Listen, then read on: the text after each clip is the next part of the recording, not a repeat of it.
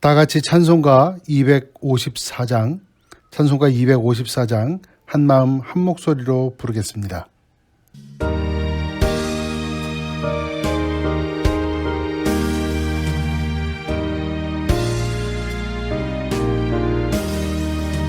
내 주의 보혈을 정하고 정하다 내 죄를 정케 하신 주 날 오라 하신다. 내가 주께로 지금 가오니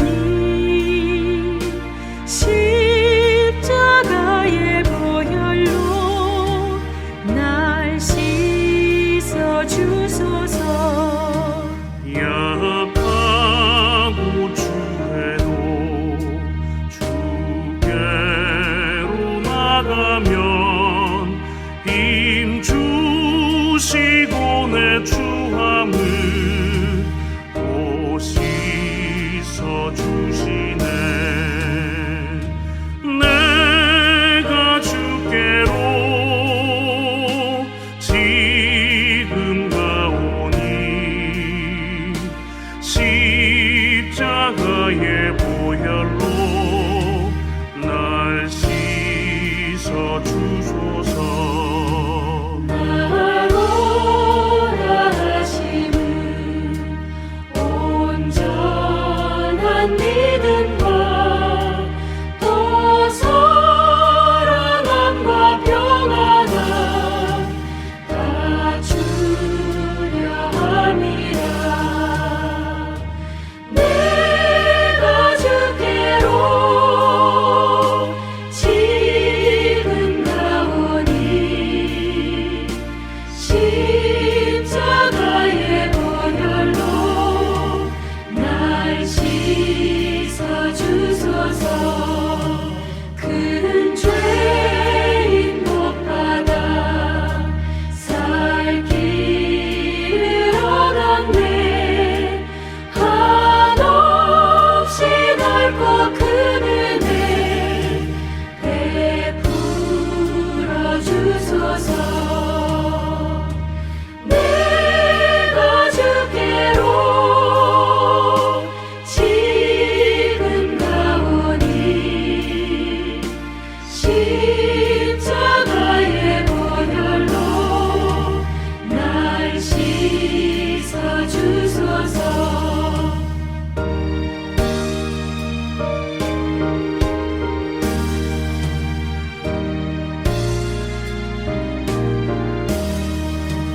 그 피가 맘속에 큰 증거 됩니다. 내 기도 소리 들으사 다 허락하소서. 내가 주께로 지금 가오니 십자가의 보혈로 날 씻어 주소서.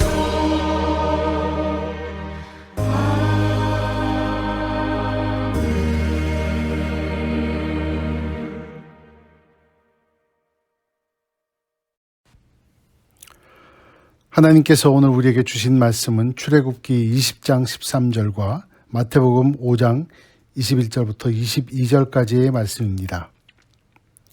살인하지 말라. 옛사람에게 말한 바 살인하지 말라. 누구든지 살인하면 심판을 받게 되리라 하였다는 것을 너희가 들었으나 나는 너희에게 이르노니 형제에게 노하는 자마다 심판을 받게 되고 형제를 대하여 나가라 하는 자는 공회에 잡혀가게 되고 미련한 놈이라 하는 자는 지옥불에 들어가게 되리라. 아멘. 우리 먼저 말씀에 앞서서 다 같이 기도하는 시간 갖도록 하겠습니다. 하나님 아버지, 이제 말씀 앞으로 다시 돌아옵니다. 하나님, 우리에게 말씀을 보고 또 깨닫고 알게 하시는 은혜 허락하여 주시옵소서. 우리에게 주신 말씀을 마음속에 새기고 우리 마음속에 또한 우리 생활 속에 변화가 있게 도와주시옵소서. 감사하고 예수 그리스도의 받들어 기도드립니다. 아멘. 다시 새기는 십계명 6번째 시간입니다. 살인하지 말라라는 오늘 계명이죠. 지난주에는 안식일에 대한 말씀을 우리가 같이 나누었고요. 이번 주에는 부모 공경에 대한 그런 말씀을 나눠야 하는데, 이것은 지난 5월 10일 어버이 주일날 똑같은 제목으로 또 똑같은 구절 가지고 말씀을 나누었습니다. 그래서 오늘은 6번째 계명인 살인을 하지 말라라는 계명으로 오늘 말씀을 나눠보도록 하겠습니다. 이 십계명 강해 시작할 때 제가 드린 말씀이 있죠. 십계명을 자세히 우리가 보자면 1계명부터 4계명까지는 사람과 하나님과의 관계에 대한 그런 계명의 말씀이었고, 또한 5계명부터 10계명까지는 인간과 인간 사이에 필요한 계명의 말씀을 우리에게 주셨음을 알 수가 있겠습니다. 그 중에서도 오늘의 6계명은 사람과 사람 사이에서 반드시 있어야 될 인간 생명의 존엄성, 거기에 대한 의무를 가리키는 말씀이라고 우리가 볼 수가 있겠습니다. 사실 우리 믿는 사람들에게는 직접 살인하지 말라, 이 말씀은 직접적인 관련이 없는 것처럼 느낄 수가 있습니다. 그렇지만 이 살인이라는 것은 인류가 하나님이 만드신 이후로부터 가장 오래된 죄 중에 하나이고, 아주 빈번하게 일어났으며 또 지금도 우리 주위에서 일어나고 있는 그런 심각한 죄라고 말씀을 드릴 수가 있겠습니다. 아담과 하와는 하나님께서 만드신 인간이었습니다. 그렇지만 아담과 하와가 만나서, 그러니까 인간과 인간이 만나서 처음 이렇게 생명이었던, 잉태되었던 생명이었던 가인은 그의 동생 아벨을 죽임으로써 첫 번째 살인자가 되었습니다. 아버지가 하나님의 권위를 무시하고 선악과를 따먹으로 인해서 그의 죄가 자식의 때에 이르러서는, 가인의 때에 이르러서는 살인죄로 점점점 커지는 것을 우리가 볼 수가 있는 것입니다. 다시 말해서 죄가 가지고 있는 또 우리 인생에게 향하는 아주 파괴력이 심각하다는 것을 우리는 인정을 해야 될 것 같습니다. 창세기 6장부터 보면은 사람들에게 미쳤던 그 죄의 그런 파괴력들이 얼마나 세상에 이렇게 많이 있었는지, 죄가 관영했다고 이렇게 말씀이 되어 있죠. 예, 그런 세상을 보시고 하나님께서 창세기 6장 5절에 한탄하셨다고 하였습니다. 그리고 13절에 보면은 이 인간 세상이 너무 포악했다고 이렇게 말씀하셔서 드디어 창세기 7장과 8장에 보면은 노아의 홍수 사건을 일으켜서 세상을 바꾸셨죠. 예. 그리고 이제 그 홍수를 겪고 나온 노아 가정에 대해서 9장에 가보면 하나님께서 복을 주시는 것을 알 수가 있습니다. 새로운 세상에 이렇게 맞게 된 노아 가족에게 하나님은 아담에게 주셨던 그런 같은 복을 주십니다. 생육하고 번성하고 땅 위에 충만하라는 그런 복을 주셨고요.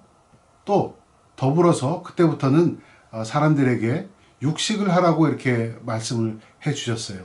왜냐하면 홍수 이전의 세상은 홍수 이후의 세상과는 완전히 달랐죠. 홍수 이후의 세상에는 겨울이 왔으므로 또한 추운 빙하기가 있었기 때문에 사람들은 육식을 통하여서 지방과 단백질을 섭취하지 않으면 그 추운 겨울을 날 수 없기 때문에 하나님께서 자상하게 그렇게 말씀해 주신 겁니다. 이런 세상에서는 너희들 이렇게 살아야 돼 라고 말씀해 주셨죠. 그리고 그것을 무지개를 동원하셔서 무지개 언약까지 이렇게 주신 것을 우리가 볼 수가 있습니다. 그런데 놀라운 것은 창세기 그 무지개 언약을 주시는 그 과정 중에 하나님의 아주 단호하고도 지엄한 명령이 하나가 있습니다. 그것이 바로 창세기 9장 5절부터 6절까지의 말씀입니다. 저와 여러분이 한번 찾아보도록 하겠습니다. 창세기, 하나님의 말씀 창세기 9장 5절부터 6절의 말씀입니다.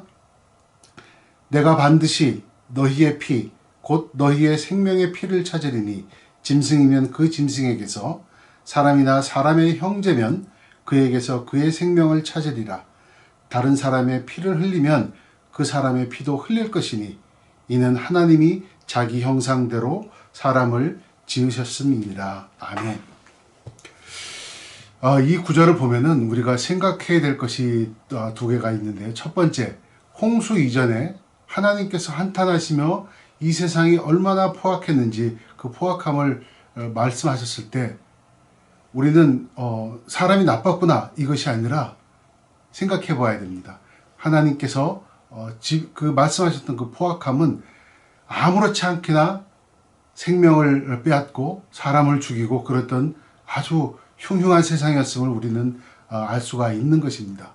하나님께서 홍수 심판을 하셨던 그 결정적인 이유 중에 하나가 바로 이 살인을 아무렇지 않게 행하던 그런 세상이었음을 우리는 알 수가 있는 것이죠.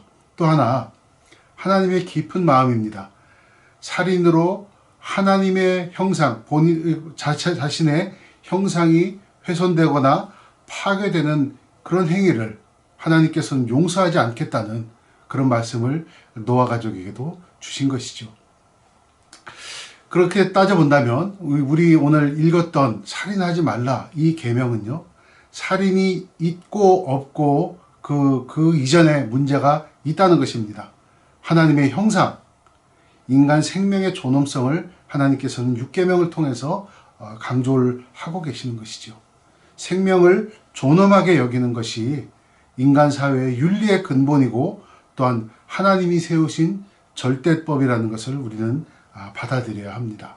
이유는 명확합니다. 생명 창조하시고 또한 생명의 생사를 결정하시는 분은 하나님이라는 것을 이렇게 말씀해 주시고 있는 것이죠. 욥의 경우를 보더라도 사탄이 하나님께 와서 욥을 시험해 보겠습니다 라고 하였을 때 하나님께서는 네가 시험해 봐도 좋은데 딱 하나만은 하지 마라. 생사를 네가 저거 하지 마라 라고 제한적인 그렇게 관여를 할 수 있도록 허락해 주신 것을 우리가 볼 수가 있습니다.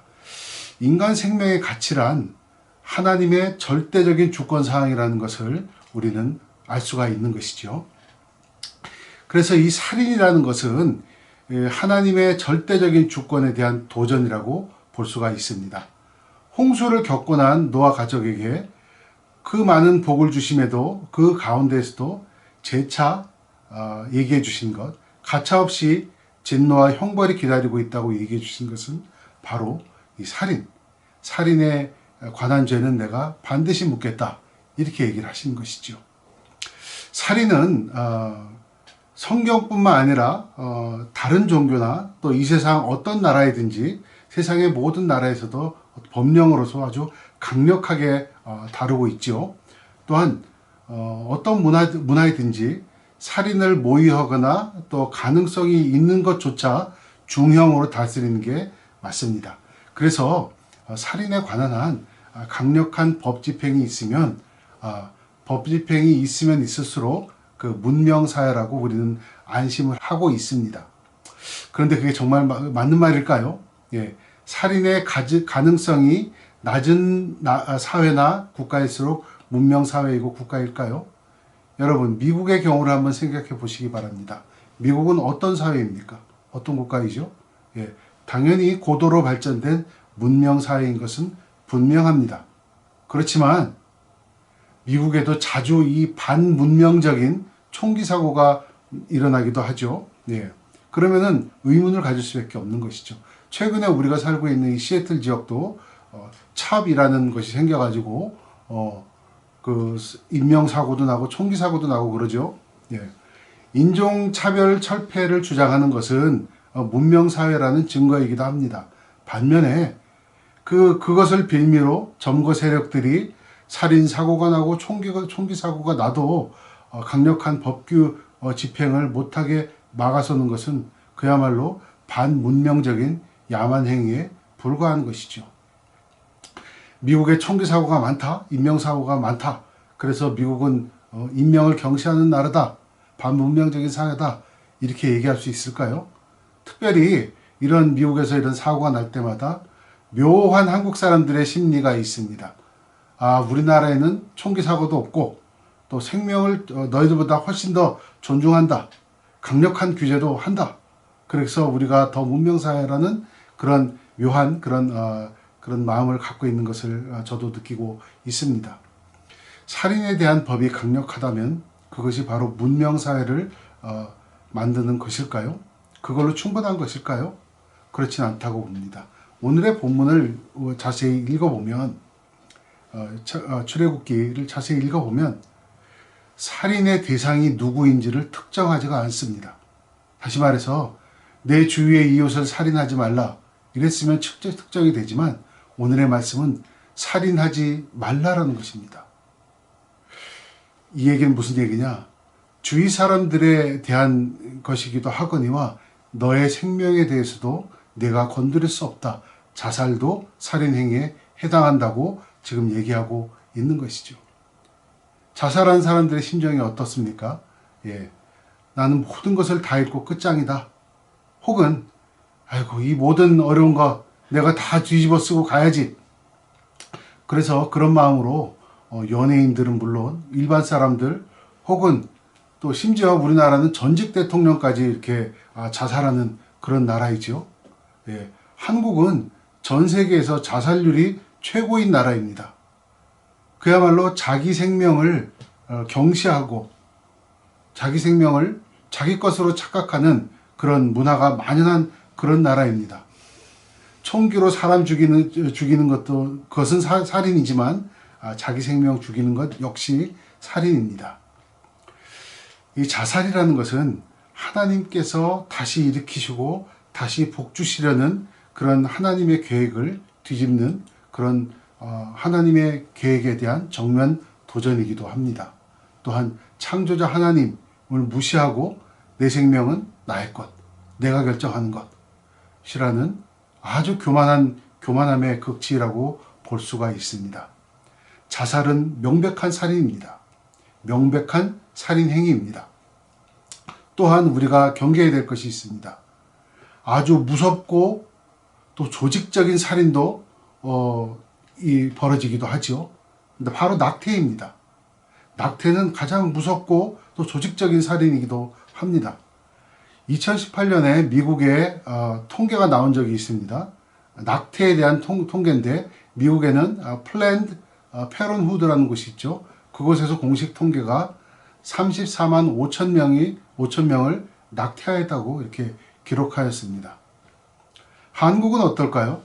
한국은요, 공식적인 통계를 잡지 않고 있습니다. 낙태에 관한.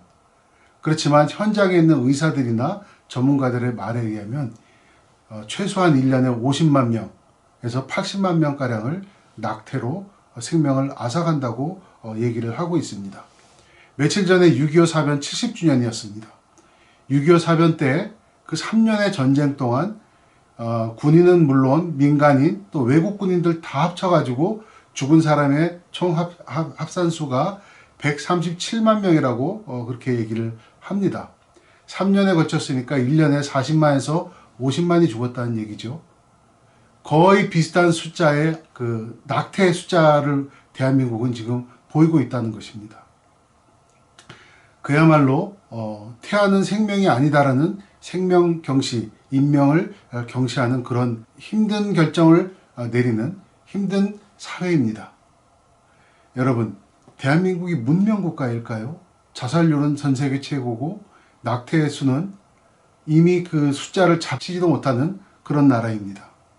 여러분, 태아가 아직 생명이 아니라고 해서 우리가 마음대로 결정할 수 있는 것일까요?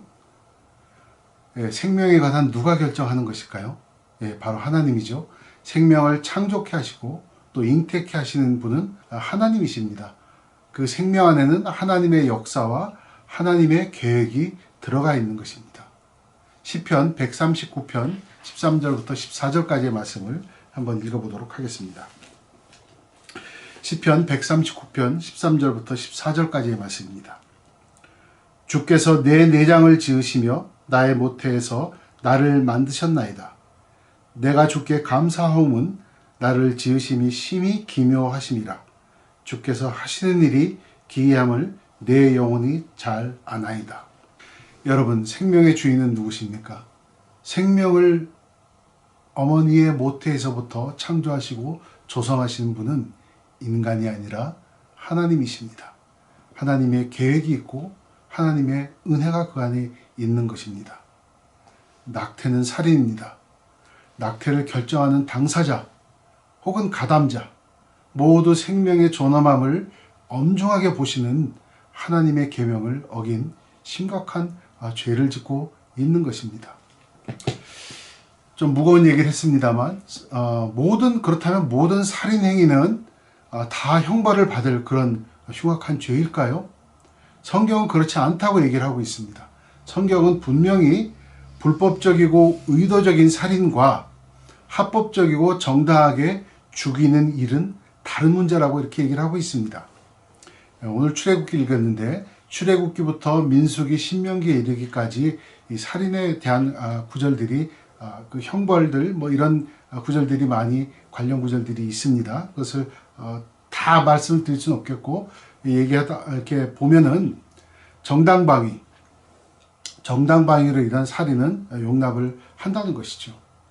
집에 도둑이 들어와서 나와 내 가족과 또 그것을 죽이려 할 때 그 당연히 방어를 하라는 것이죠. 나아가 그걸로 인해서 죽일 수도 있다고 보고 또 그것을 큰 죄로 삼지가 않는 것이 바로 성경의 말씀입니다.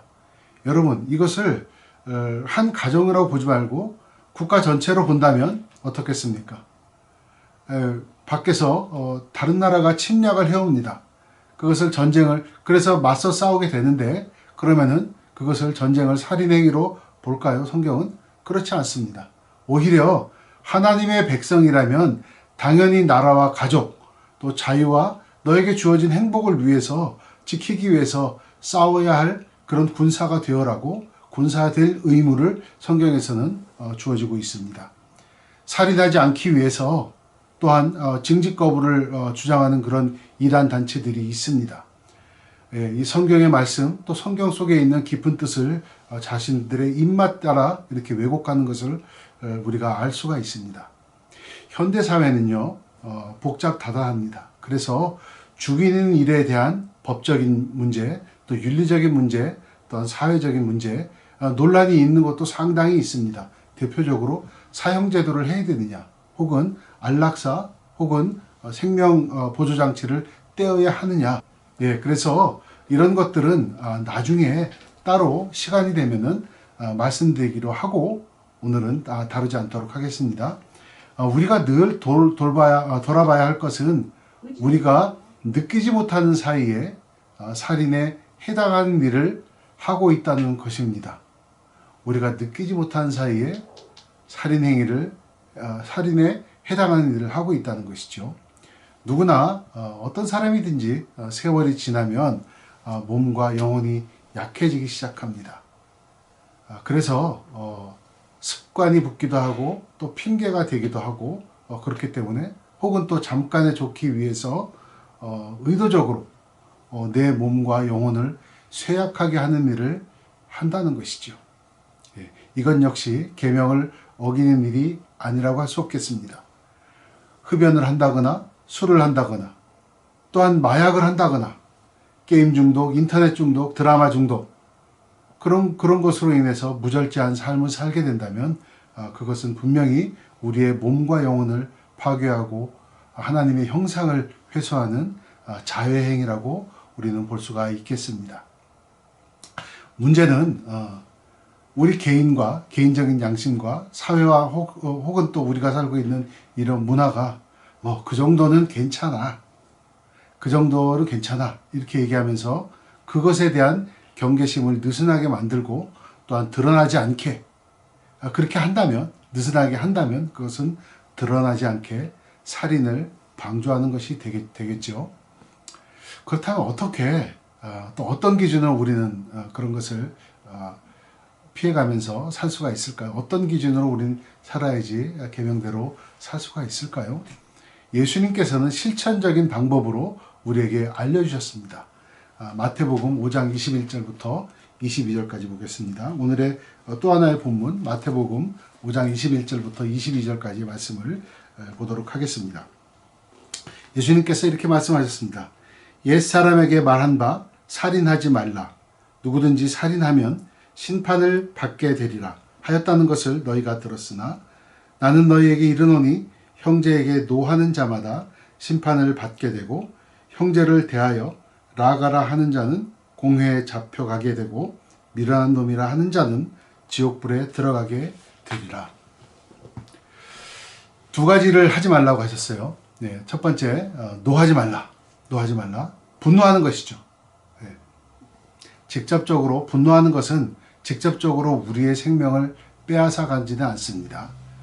그렇지만 몸과 영혼을 해치는 일임에는 분명합니다. 그리고 이 절제하지 못하는 분노는 또 나아가 폭행의 원인이 되기도 하고 또한 살인을 일으키게 되는 주 원인이기도 하지요. 예, 예수님께서는 그렇게 노하는 자는 심판이 있다고, 후에 심판이 있다고 이렇게 무섭게 말씀을 하십니다. 한 가지 더 나옵니다. 라가 욕하지 말라고, 라가란 말씀을 해서 욕하지 말라고 하시죠. 예. 이 라가라는 단어는 아람어로 어원이 침을 뱉다 이런 소리입니다. 그러니까 인격 모독을 한다 이런 소리입니다. 뭐 정확하지는 않겠지만 그 라가라는 동의어를 한국에서 찾다면 이 쓸데없는 뭐 이런 거 혹은 이 머리가 빈 뭐 이런 욕들 있죠. 예.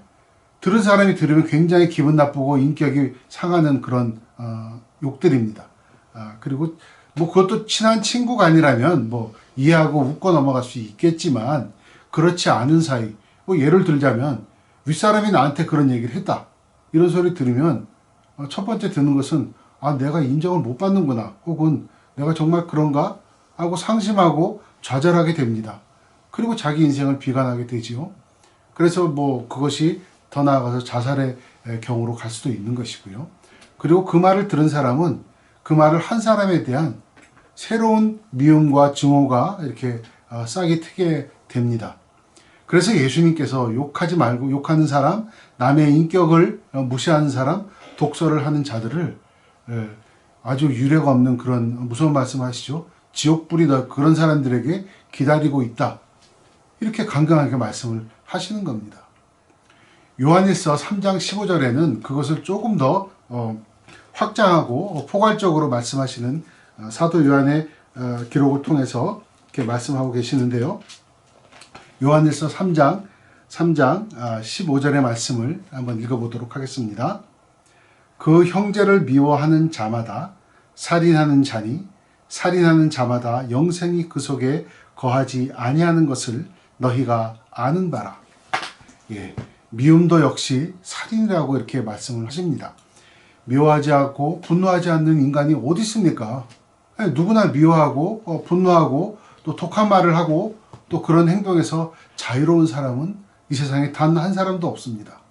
예, 우리가 살다 보면 분노할 때도 있고 분노할 때가 필요할 때가 있습니다. 또 미워하는 것을 할 때가 있지요. 예, 의롭지 못한 일에 만약에 우리가 크리스찬이 되어서 의롭지 못한 일에 분노하지 않고 또 악한 일에는 또 미워하지 않고 그렇다면 그것도 역시 불의한 일이 아니라고 할 수는 없겠습니다. 제가 좋아하시는 존경하는 분 중에 디트릭 본 회퍼라는 목사님이 계십니다. 이분은 나치 시절에 2차 대전 중에 나치의 그런 불의함에 맞서서 싸우시던 그런 목사님이었는데 그분이 이런 말씀을 하셨어요. 악을 보고도 침묵하는 것은 그 자체가 악이다. 이렇게 말씀을 하셨습니다. 성경에서 금하는 분노는 그런 뭐랄까요? 미움이나 자기 감정 뭐 이런 것이 폭발적으로 일어나는 그래서 막 감정도 하지 못하고 주체하지 못하고 혈기 부리면서 충동적이고 선동적인 그런 감정의 폭발을 지금 얘기를 하고 계신 거죠. 보통 사람들은 이런 그 감정의 폭발이 일어나고 충동적이고 선동적인 일을 하게 된다면 보통 폭행이 일어나게 되고 또한 저주를 하게 되고 욕을 동반하게 되고 또 주위 사람들이 그런 감정을 굉장히 부담스럽게 여기기 시작합니다. 그렇다면 뭐 여러 가지 절차들도 대화를 하는 절차들도 무시하게 되는 것이죠. 성경 말씀은 노하지 말고 욕하거나 미워하지 말라는 것이죠. 무슨 얘기냐? 그런 마음이 들 수는 있지만 그것을 늘 절제하고 절제함으로 인해서 또한 감정적인 폭발이 일어나고 오히려 그런 것이 주위 사람들에게 또 불편함으로 또 해로 나타나니까 그것을 하지 말라고 하지 않는 노력을 하라고 지금 성경은 그렇게 말씀을 하고 계신 겁니다. 오늘 우리가 보고 있는 6계명은 단지 살인행위라는 것을 뜻하는 것이 아니라 그 이상의 것이 있습니다. 생명이란 단지 내가 죽지 않고 살고 있다. 이것이 생명이 아니죠. 성경에서 말씀하시는 생명은 우리 안에 영원히 죽지 않는 생명이 있다는 것을 지금 가르쳐 주시고 있는 것입니다. 예수님이 우리에게 오신 이유가 바로 그것이죠. 영원한 생명을 주시기 위해 오셨습니다. 그러므로 우리 크리스찬들은 이 여하한 살인행위, 미워하거나 분노하거나 이런 것을 하지 않는다는 것을 넘어서 예수님께서 우리에게 주신 그 귀한 영원한 생명을 누리고, 첫 번째는 우리가 먼저 누려야겠지요. 그리고 그것을 전하는 것에 노력을 해야 될 것으로 믿습니다. 하나님이 우리를 사랑하심으로 계명을 주셨듯이 우리도 이런 살인과 사망의 길, 죽음의 길에 서 있는 사람들에게 구원과 생명의 길로 안내하는 것이 우리 계명을 지키는 우리에게 주어진 궁극적이고 최종적인 목표라고 말씀드릴 수가 있겠습니다. 우리는 누구나 살인죄에서 벗어날 수 없는 존재들입니다. 누구나 욕을 한 적이 있죠. 미워한 적도 있고 분노한 적도 있습니다. 그 중에는 폭언도 하고 폭행을 한 사람도 있었을 것입니다. 그렇기에 우리가 심판을 받는 것은 당연합니다. 하지만 우리가 당연하게 받을 그 심판의 형벌을 우리 예수 그리스도께서 담당해 주신 겁니다. 그러므로 인해서 우리는 그 심판에서 면제된 아주 복된 존재들이 된 것입니다. 우리 사랑하는 뉴포인트 교회 성도 여러분, 그리고 이 예배에 함께 하시는 우리 성도 여러분, 우리 대신 우리 삶 속에서 예수 그리스도가 사시기를 원하고 바라시는 저와 여러분 되시길 바랍니다.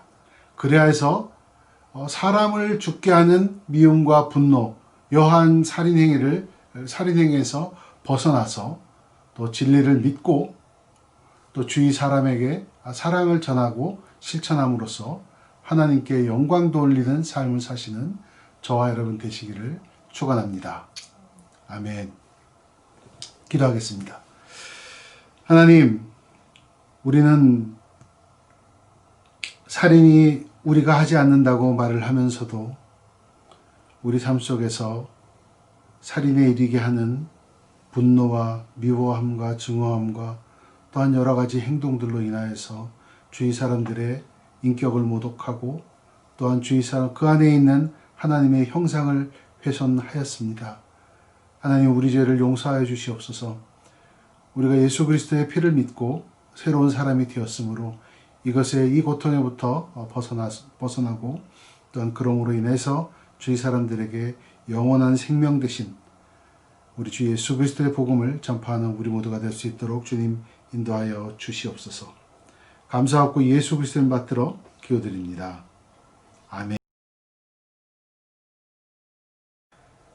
지금은 우리 주 예수 그리스도 구원의 은혜와 전능하신 하나님 아버지의 무한지극 영원하신 사랑하심과 성령 하나님 우리 삶 속에 내주하시고 감동 감화 섭리하시는 역사가 우리 뉴포인트 교회 성도들과 저들의 가정과 일터 위에 지금부터 영원토록 함께 하시기를 축원하나이다. 아멘. 주님의 은혜로 살아가는 당신의 모습이 참 아름다워요. 주님의 사랑을 나누어 주는 당신의 모습이 너무 아름다워요. 말씀에 순종하며 살아가는 당신의 믿음이 참 아름다워요. 주님이 맡긴 사명 감당자라는 당신의 모습이 너무 아름다워요. 하나님을 감동시키고 세상을 변화시키니 당신은 이 세상에 필요한 사람, 하나님이 좋아하는 사람.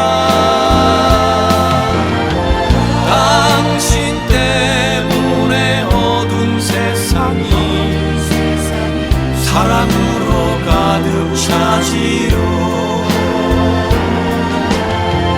당신 때문에 하나님께서 더욱 영광 받으시지요.